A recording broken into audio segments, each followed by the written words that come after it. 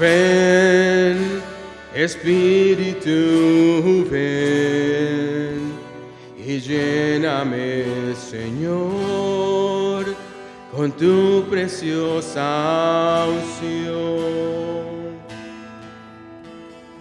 Ven, Espíritu, ven y lléname, Señor, con tu preciosa unción. Purifícame y lávame, renuévame, restáurame, Señor, con tu poder. Purifícame y lávame, renuévame, restáurame, Señor.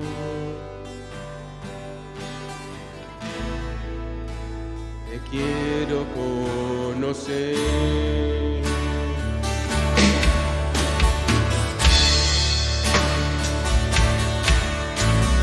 Ven, Espíritu, ven y lléname, Señor, con tu preciosa unción. Ven, Espíritu, ven y lléname, Señor, con tu preciosa unción. Purifícame y lávame, Renuévame, restáurame, Señor, con tu poder. Purifícame y lávame, renuévame, restáurame, Señor.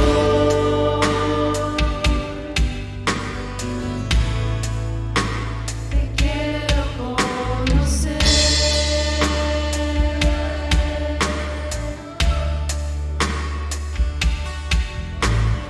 Ven, Espíritu, ven y lléname, Señor, con tu preciosa unción.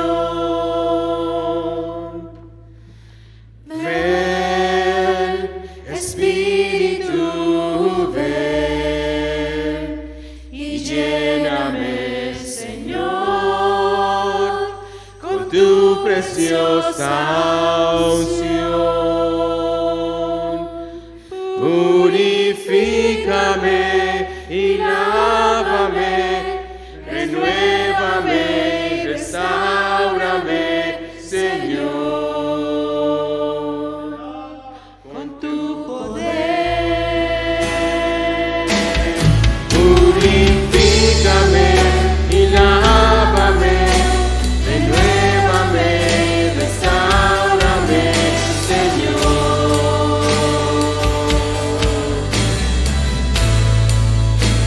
Te quiero conocer.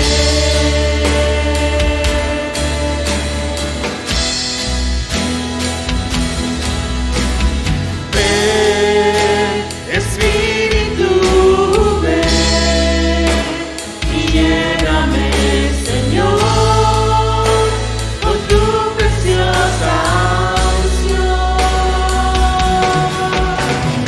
Ven, Espíritu, ven Y lléname, Señor, con tu preciosa unción. purifícame y lávame, renuévame y restáurame, Señor, Con tu poder. purifícame y lávame, renuévame y restáurame, Señor. Te quiero conocer.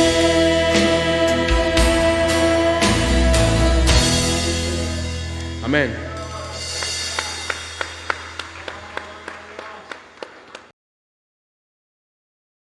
Saludos a todos. Estas son las diferentes opciones para dar su ofrenda. Puede ir a nuestro website fbch.org y escoja Give en la parte derecha del menú.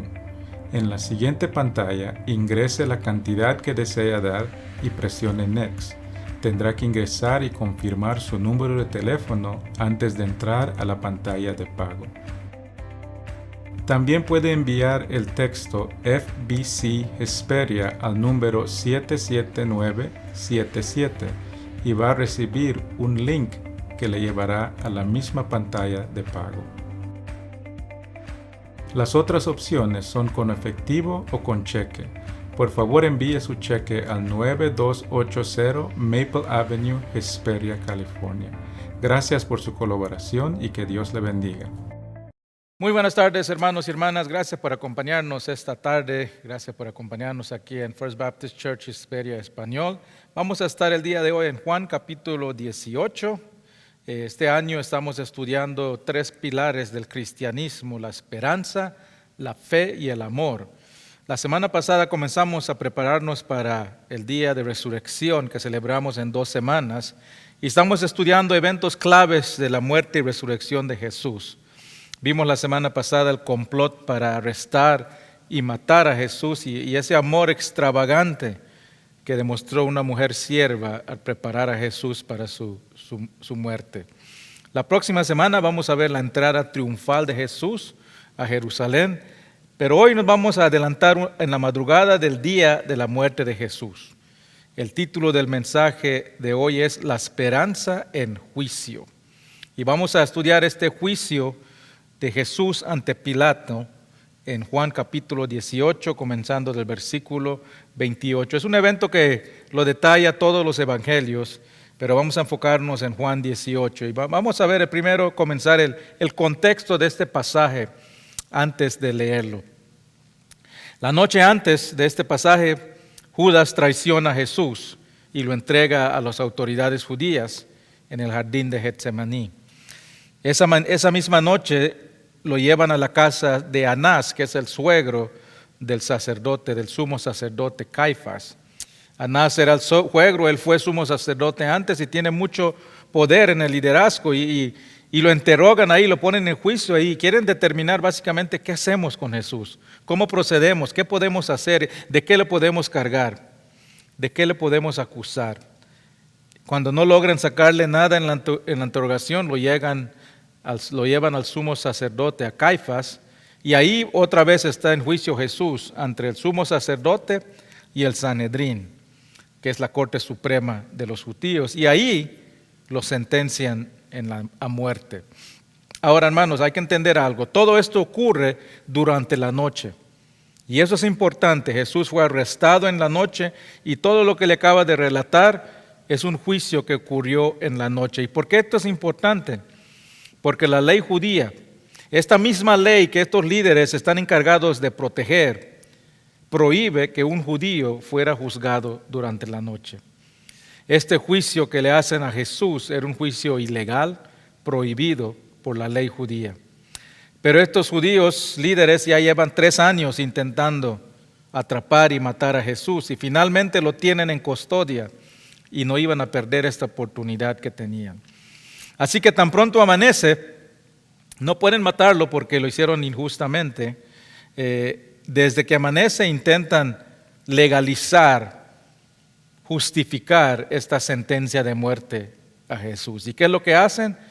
Se van a la corte romana porque quieren que Roma apruebe esta sentencia de muerte para cubrir que fue un juicio ilegal. Tan pronto amanece, son los primeros que se presentan en la corte romana con Jesús. Y están ahí para presentar estos cargos oficiales ante Jesús, pero más para validar su sentencia de muerte.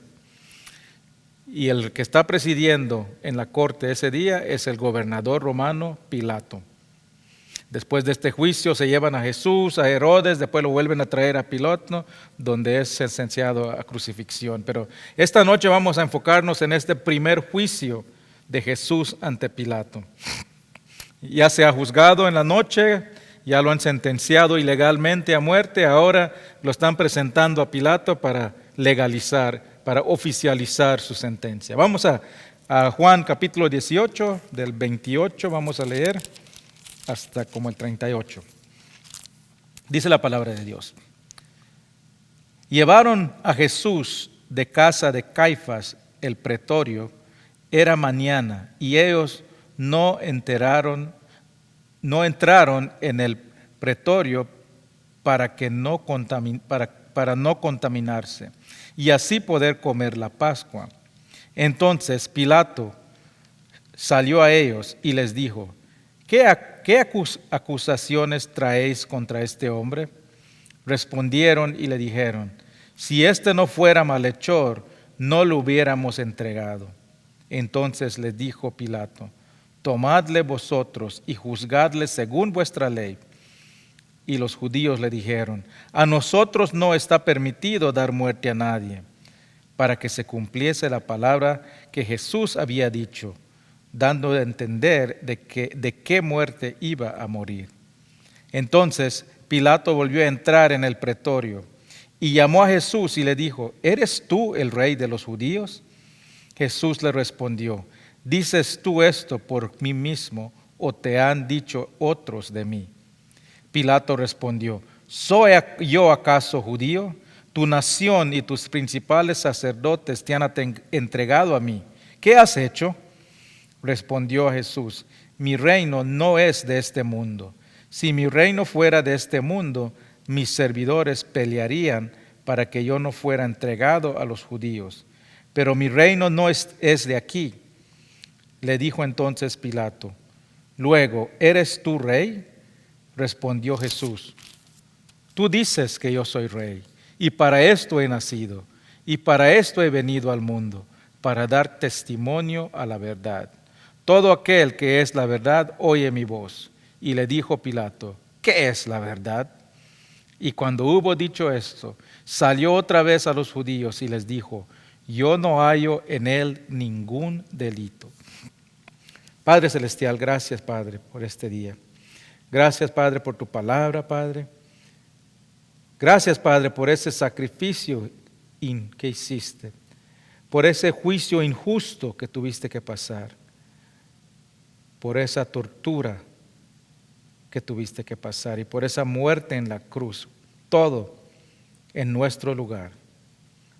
Y al prepararnos, Padre, para celebrar ese gran día de resurrección, te pedimos que nos ilumines en estos tiempos para entender tu palabra y que podamos sacar de ella esas verdades espirituales para aplicarlos a nuestras vidas. Gracias te damos, Padre, en el nombre de Cristo Jesús. Amén.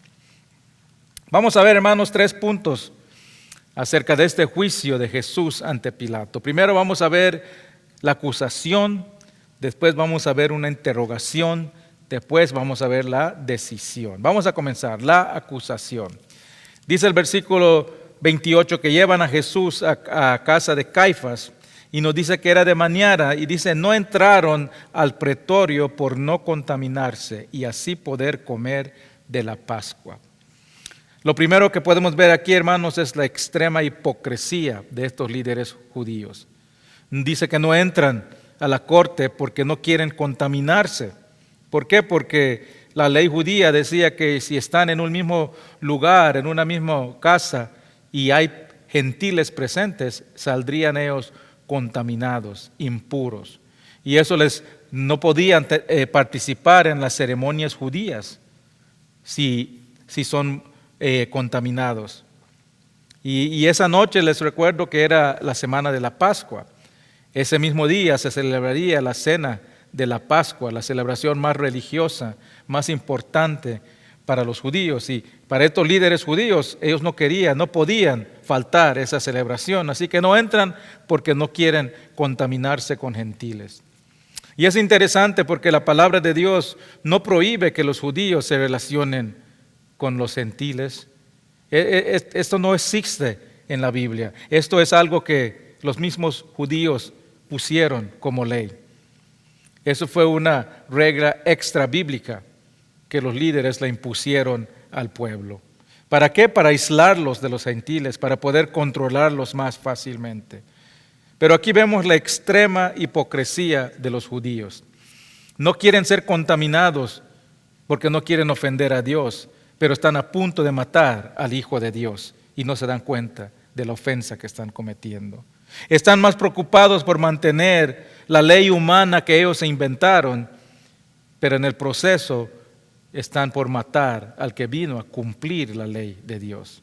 Están tan preocupados de no contaminarse externamente que no se dan cuenta que están contaminados y corruptos internamente. Que su apariencia externa no puede cubrir la malicia, la ambición, la crueldad, el fraude que tienen por dentro. Hermanos, Dios nos juzga. Todos tenemos un día de juicio, pero en ese día de juicio no nos van a juzgar por las obras externas, sino por nuestro corazón, por nuestra convicción interna. Jeremías 17:10 dice: Yo Jehová, que escudriño la mente, que pruebo el corazón, para dar a cada uno según su camino, según el fruto de sus obras. Las obras, hermanos, son lo que puede ver el mundo. Pero lo que el mundo no puede ver es la actitud, la motivación detrás de esas obras. Y eso es lo que va a ser juzgado. Tengamos cuidados de no ser como estos líderes judíos, que se preocupaban más por las apariencias externas que por su pureza interna. Por eso Jesús los llamaba hipócritas, porque estaban más interesados en lo que los otros miran y piensan, y no lo que llevaban internamente. Jesús los comparaba a tumbas blanqueadas, que se miraban limpios, blancos por fuera, pero por dentro estaban podridos. Pero hermanos, en el día de juicio, lo que será evaluado será el corazón, no las apariencias externas. Ahora no estoy diciendo que las apariencias externas no importan. Claro que debemos preocuparnos de no ser contaminados por el mundo. Claro que debemos evitar lugares y situaciones que no honran a Dios. Claro que no debemos de ser identificados como los que no conocen a Dios. Pero las obras externas de nuestras vidas simplemente deben ser manifestaciones del cambio interno que hay en nosotros. Nuestras acciones, nuestras palabras, nuestras actitudes, lo que otros ven, deben ser evidencia de la nueva vida que tenemos en Cristo. Los líderes judíos estaban más interesados en parecer puros que cubrir que la corrupción interna que llevaban. Ellos no querían que se lleve a cabo justicia, sino que valide su sentencia injusta de muerte ante Jesús. Y están seguros que Pilato les dará esto lo que están pidiendo, porque están seguros que Pilato no quiere tener problemas con ellos. La mayor responsabilidad del gobernador, que es Pilato, era mantener la paz. Era asegurar que no lleguen problemas a César en Roma. Ella tenía 9 años de ser gobernador a este tiempo. Y su relación con los judíos estaba muy contenciosa. Desde que fue nombrado gobernador y entró en Jerusalén en un desfile con una estatua de César y declarando César es Dios. Y eso fue recibido con mucha resistencia. Tuvo que acceder y remover esos ídolos. Y en varias ocasiones causó enojo, disturbios ante judíos y hasta mandó a matar judíos y fue una relación muy contenciosa. Hasta fue reportado a Roma y fue amonestado por el emperador. Pilato, hermanos, estaba en cuerda floja. Y una queja más y podía ser removido como gobernador. Y los judíos sabían que Pilato no quiere tener problemas. Y así que esperan que este juicio sea solo un trámite rutinario, solo una estampa que digan que es válido su sentencia. Pero para sorpresa de ellos y hasta indignación de ellos, Pilato les pide que presenten sus acusaciones. Mira qué dicen. Versículo 29. Entonces Pilato a ellos les dijo: ¿qué acusación traes contra este hombre? Y respondieron y le dijeron: si no fuera malhechor, no te lo hubiéramos entregado. El tono de ahí no se puede, cuando lo lees, no lees el tono, pero es un tono de indignación. Estás cuestionando nuestra integridad. Nos estás insultando si estás insinuando que estamos trayendo un hombre inocente para que lo sentencies a muerte. Pero noten, hermanos, Pilato responde a esa indignación y dice: entonces, si ustedes están tan seguros de que este hombre merece la muerte, ¿por qué no lo llevan y lo juzgan ustedes? Y le contestan: a nosotros no es permitido dar muerte a nadie. Eso no es verdad, hermanos, no era verdad. Ellos estaban permitidos a sentenciar y a ejecutar la sentencia de muerte. Lo hicieron con Esteban. Si se acuerdan, a Esteban lo acusaron de blasfemia y lo apedrearon. Ellos podían hacer eso. Ellos podían sentenciar a Jesús y apedrearlo a muerte. Pero solo había una razón por lo que la podían hacer, que era por blasfemia. Y eso es precisamente lo que estaban acusando a Jesús, que se estaba declarando Dios. Eso era blasfemia. Entonces, ¿por qué no tomaron el consejo de Pilato? ¿Por qué no juzgaron a Jesús según sus leyes? ¿Por qué no lo llevaron y lo apedrearon a muerte como hicieron con Felipe? El versículo 32 nos dice por qué. Dice: para que se cumpliese la palabra que Jesús había dicho, dando a entender de qué manera iba a morir. Hubiese sido bien fácil para los judíos juzgar y sentenciar y ejecutar a Jesús privadamente. Lo hubiesen podido encubrir, igual como encubrieron lo que hicieron en la noche. Nadie se iba a dar cuenta. Podían haberlo llevado atrás, matarlo en privado sin que nadie se dé cuenta. Pero hermanos, eso no era la forma que Dios había diseñado que Jesús iba a morir. Y como vimos la semana pasada, los judíos aquí nada más son actores en esta obra maestra de Dios de salvación. Y lo que Dios había determinado desde antes es la manera en que Jesús iba a morir. Y determinó que Jesús iba a morir crucificado en una cruz.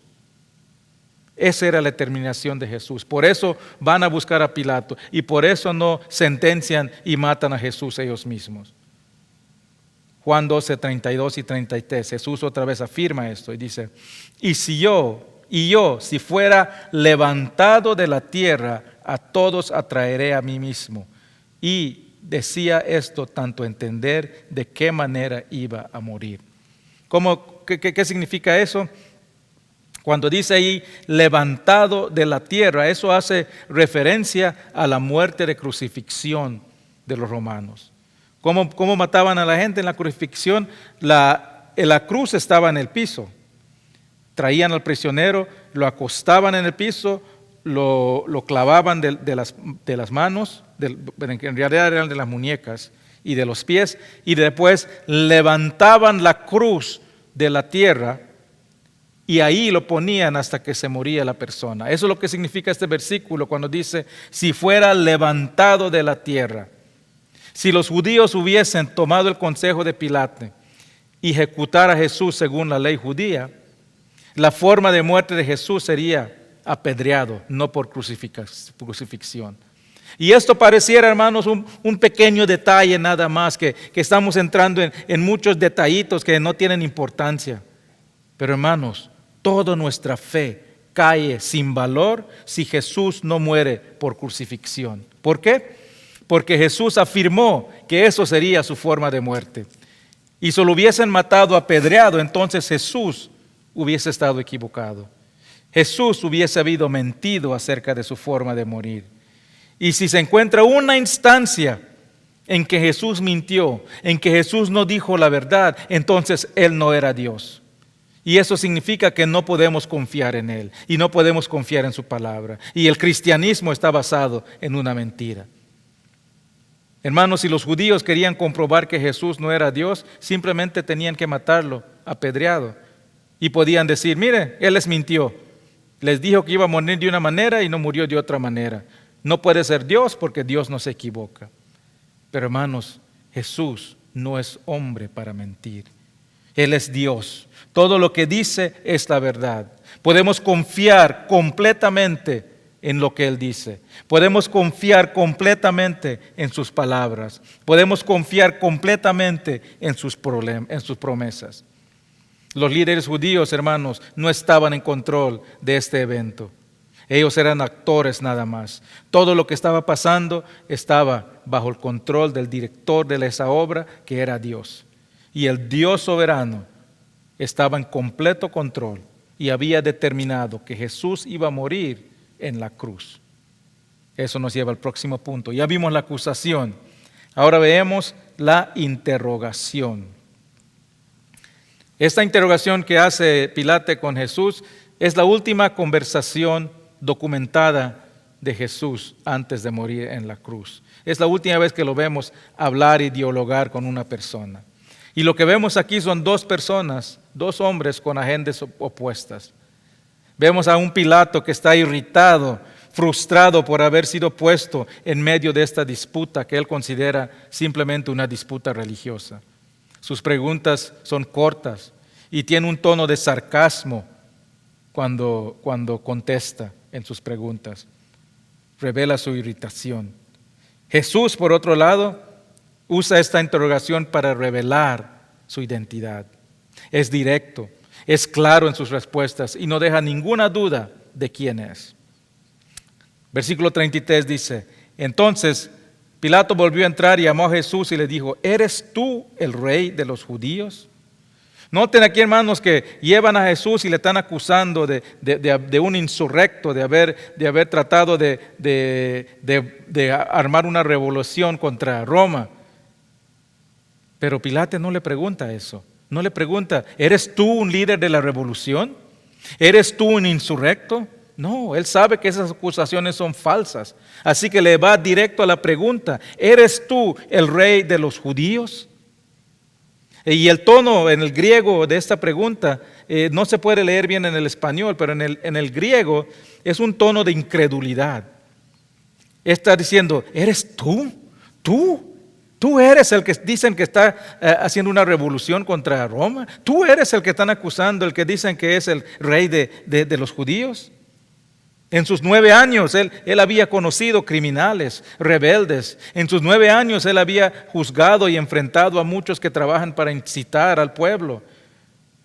Ahora él mira a Jesús por primera vez y está seguro: este que miro no es un criminal, no es uno de esos insurrectos, no es uno que quiere tomar el imperio romano. No podía reconciliar las acusaciones contra Jesús con la persona que tiene delante. Entonces Jesús toma eso y dice: entonces si no crees que yo soy el que me acusa, ¿por qué me tienes aquí? ¿Por qué estás permitiendo esto? Y dice versículo, Jesús respondió: ¿dices tú esto por ti mismo o te lo han dicho otros de mí? Le dice Jesús: ¿realmente quieres saber quién soy? ¿O eres títere de los judíos? Y la respuesta de Pilato confirma que él no quería nada que ver con este asunto. Para él este es un asunto que él no tenía que estar en medio. Este es algo religioso nada más. Dice el versículo 33, Pilato respondió: ¿soy yo acaso judío? Tu nación y los principales sacerdotes te han entregado a mí. ¿Qué has hecho? Hermanos, esta es una pregunta que siempre debemos reflejar. ¿Qué has hecho, Jesús? Debemos siempre reflejar en lo que Jesús ha hecho por nosotros, por la humanidad. Debemos siempre reflejar en su amor, su sacrificio, su bondad, su misericordia.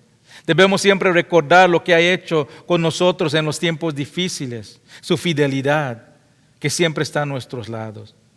Y eso nos da aliento para seguir adelante en las adversidades. Yo siempre disfruto los cantos que cantamos, y uno de mis cantos favoritos en tiempos difíciles es Dios ha sido bueno. Dios ha sido bueno. ¿Por qué? Porque eso quita mi enfoque de mis problemas y pone el enfoque en Dios y todo lo que ha hecho por mí. En todos mis años, cómo me ha protegido, cómo me ha proveído por mí. Y en estos momentos que estoy pasando por adversidades, sufrimiento, es importante recordar todo lo que Dios ha hecho. Pilato no se da cuenta de la pregunta profunda que ha hecho cuando dice, ¿qué has hecho?, le pregunta a Jesús. Y Jesús podía haber respondido de muchas maneras.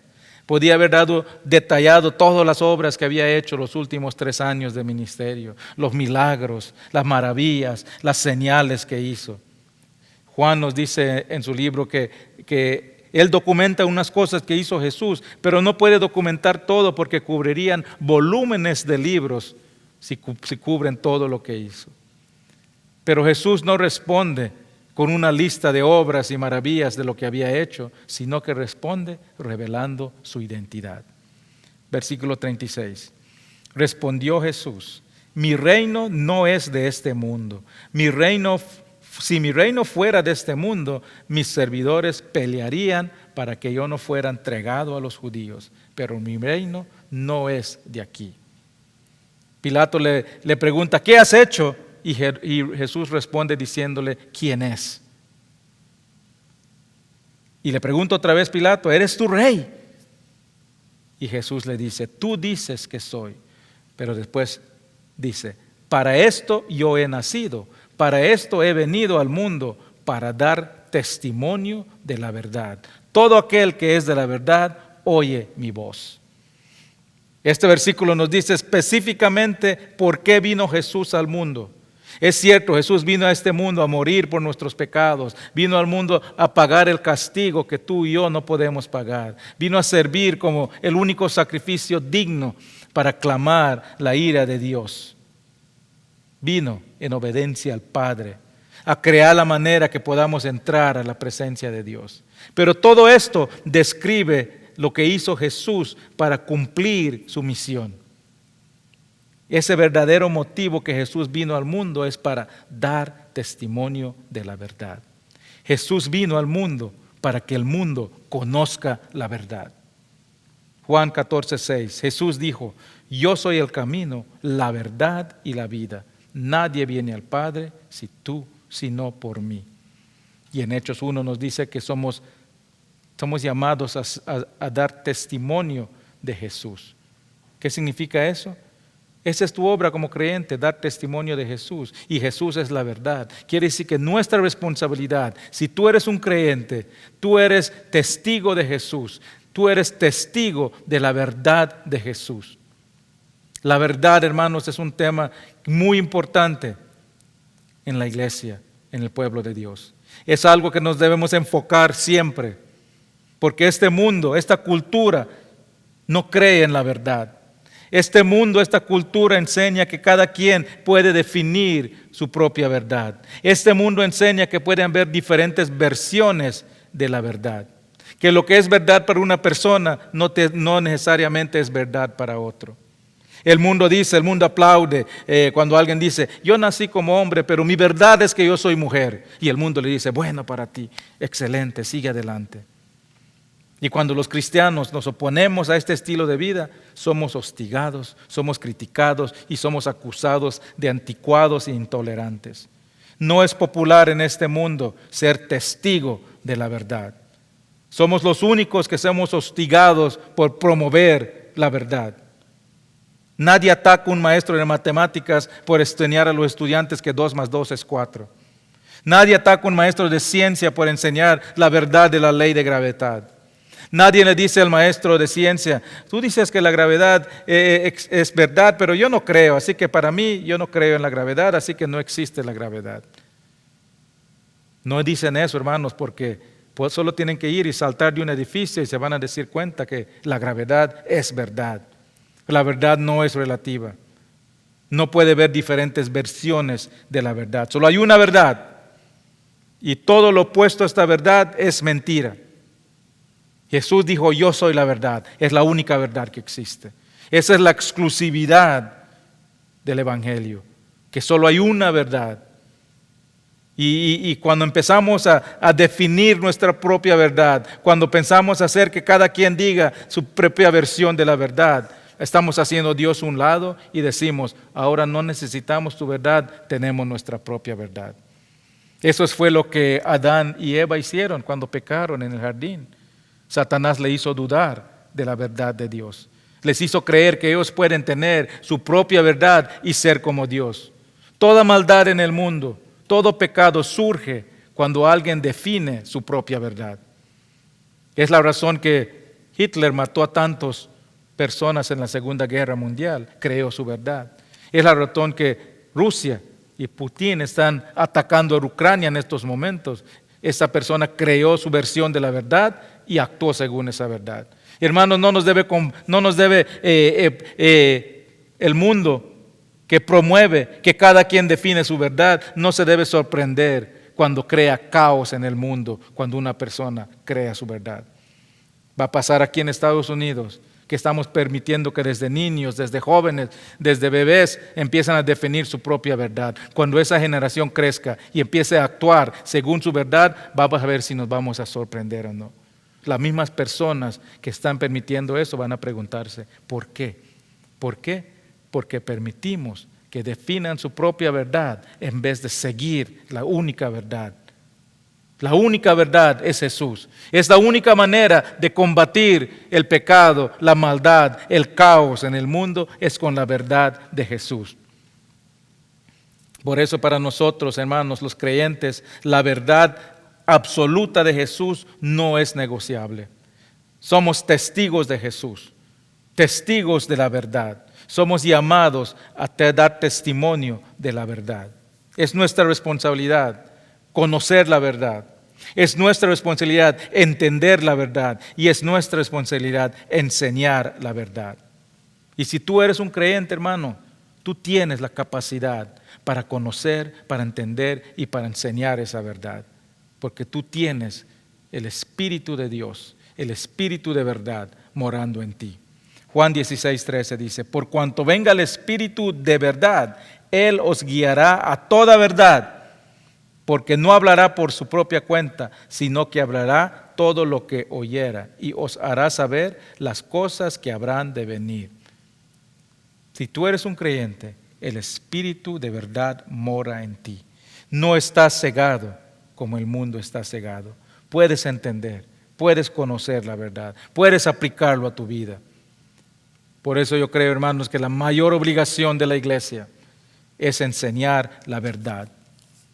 No podemos cumplir nuestra misión si no somos fieles en la enseñanza de la verdad. Lo he dicho antes, si tú asistes a un servicio en la iglesia, un estudio bíblico, y no terminas con un mayor entendimiento de la verdad de Jesús, te hemos fallado. Puede que salgas motivado, puedes que salgas emocionado, inspirado, apasionado.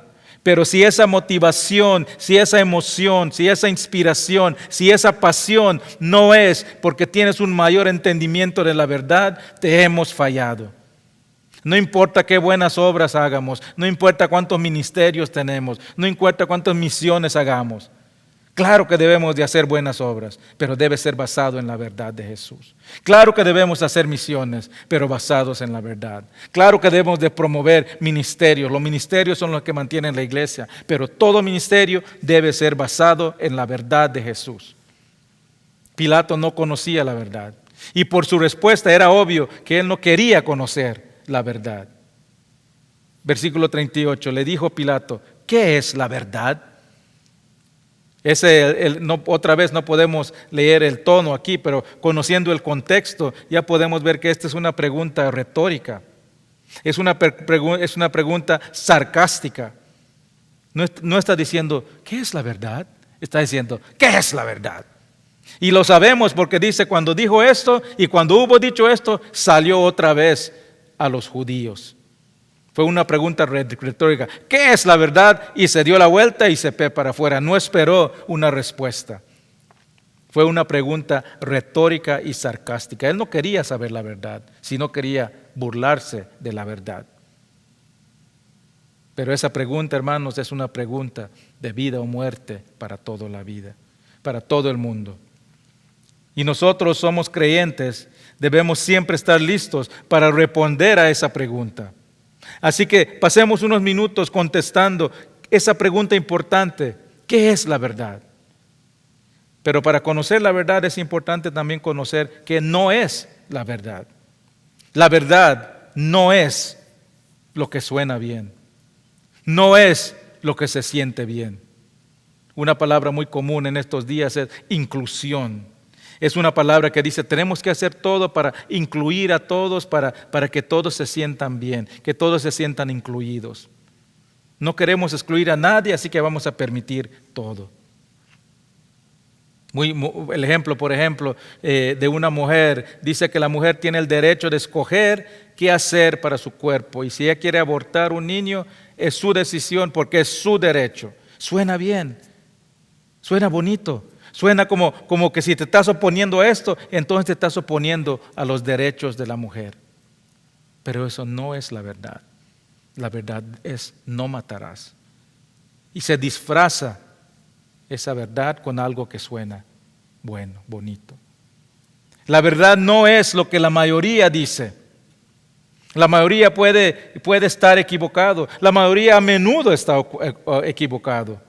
Cuando Moisés fue a la cima de la montaña a estar con Dios, bajó con los 10 mandamientos. Uno de esos mandamientos era, no harás ídolos. Después regresa Moisés y 40 días está ahí y el pueblo se preocupa y ya no está buscando un Dios y convencen a Aarón a crear un ídolo. La mayoría dijo, hagamos un ídolo y Aarón lo hizo. La mayoría, no siempre, dice lo que la mayoría dice, no siempre es la verdad. Algo muy que se equivoca a muchas personas pensando que lo que hacemos en la iglesia debe ser una democracia. Que lo que la mayoría diga debe hacerse. Pero eso no es así, hermanos. La mayoría no define la verdad. Lo que debemos hacer en la iglesia es lo que Dios dice. Todo lo que hacemos debemos de hacerlo basado en la verdad de Dios. La verdad no son buenas intenciones. Las buenas intenciones pueden causar mal, puede ser malos también. La verdad no es simplemente lo que uno cree. Hay muchas personas que siguen falsas doctrinas, que creen sinceramente que están siguiendo la verdad, pero están sinceramente equivocados. Porque ellos creen esa verdad, esa mentira no lo hace verdad. De igual manera, el que yo no crea en la verdad no significa que es una mentira. Yo puedo decir que no creo que existe la reina de Inglaterra, pero eso no significa que no existe. Esta Biblia, hermanos, es la verdad. El hecho de que muchos no crean en esta palabra de Dios, muchos que no crean en esta verdad de Dios, no significa que no es verdad. Ya vimos que no es la verdad. Ahora veamos qué es la verdad. La palabra griega para verdad literalmente significa revelar o no ocultar. La idea de tener algo siempre que puede ser visto por todos.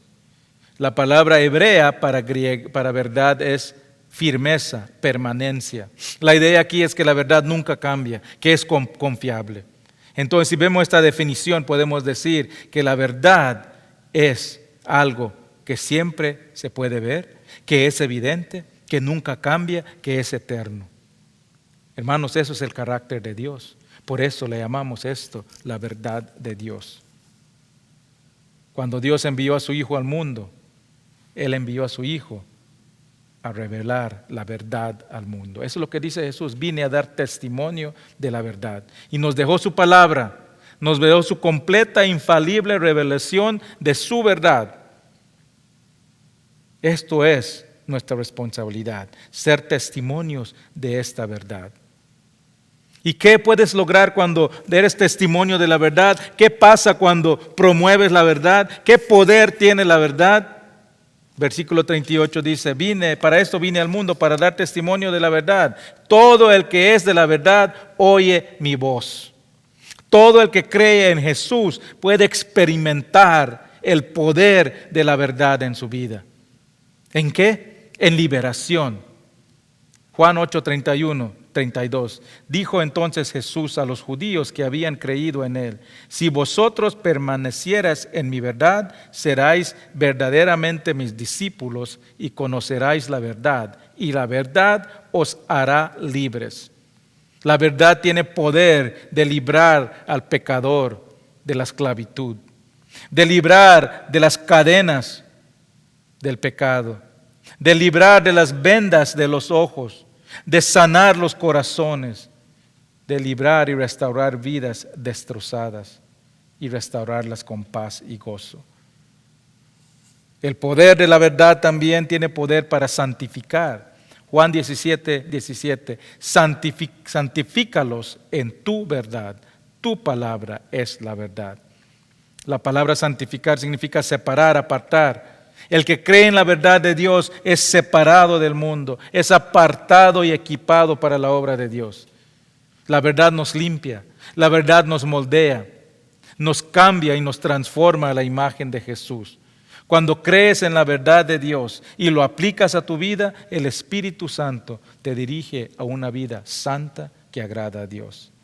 La verdad también tiene el poder detrás de la adoración. Juan 4:24 dice, mas la hora viene y ahora es cuando los verdaderos adoradores adorarán al Padre en espíritu y en verdad. En espíritu y en verdad, porque también el Padre tales adoradores busca que le adoren. Dios es espíritu y los que le adoran en espíritu y en verdad es necesario que lo adoren. Hermanos, la adoración genuina proviene de un corazón que está saturado de la verdad de Dios. Es el resultado de comprender quién es Jesús. Es comprender la verdad de lo que ha hecho. Es comprender la verdad de lo que sigue haciendo. Si no tenemos conocimiento de la verdad de Jesús, no hay adoración verdadera. Adorar en espíritu y en verdad. Los dos se necesitan. En espíritu, así si adoramos solamente en espíritu, pero no en la verdad, se vuelve una experiencia emocional nada más. Y nos puede llevar a una adoración superficial, en busca de la otra emoción. Una adoración espiritual, por el otro lado, que no está basado en la verdad, no perdura. Tan pronto se termina la emoción y el fervor para Dios se enfría. Pero si vamos al otro extremo y adoramos solo en verdad y sin espíritu, sin emoción, pues puede resultar en un encuentro seco y sin pasión con Dios. Fácilmente se puede conducir al legalismo. Cuando más conocemos la verdad, más lo apreciamos. Entre más lo apreciamos, más profunda es nuestra adoración. Entre más profunda nuestra adoración, Dios es más glorificado. Eso es lo que significa. Ese es el poder de la verdad. Nos ayuda, nos da el poder para adorar como Dios quiere que le adoremos, en espíritu y en verdad. Y eso nos lleva al último punto. Ya vimos la acusación, ya vimos la interrogación, ahora vemos la decisión. Versículo 38, Pilato dice, yo no hallo en él ningún delito. Es interesante, hermanos, porque a él lo llevaron a acusarlo de una cosa nada más, pero Pilato dicta que no hay ningún delito contra él. No solo le dice que Jesús es inocente del crimen que no es acusado, sino que afirma que es sin delito, sin pecado, que es un hombre perfecto.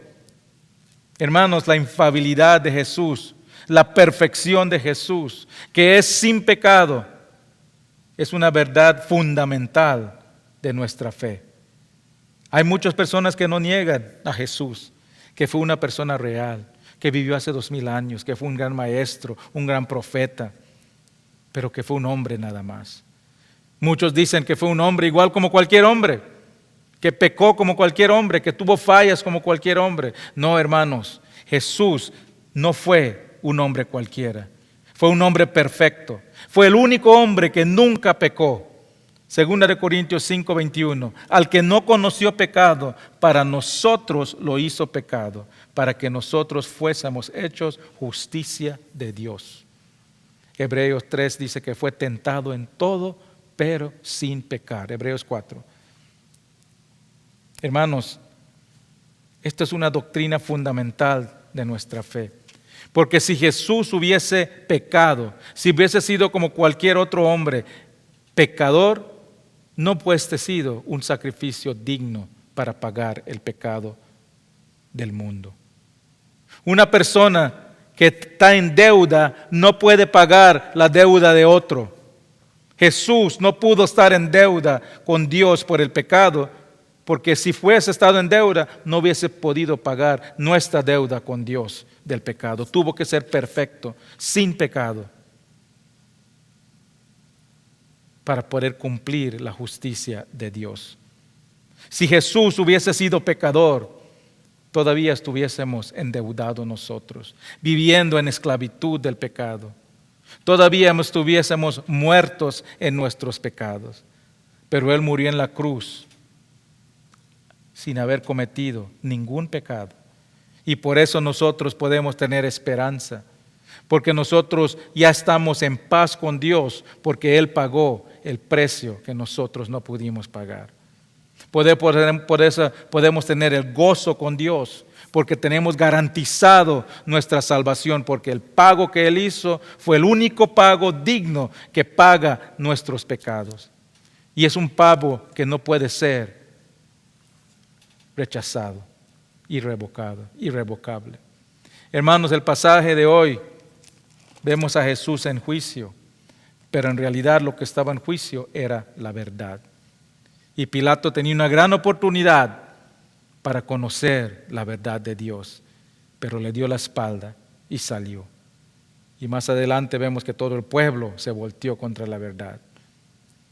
Hoy, hermanos, al prepararnos para la Semana Santa, es una pregunta que nos debemos hacer todos.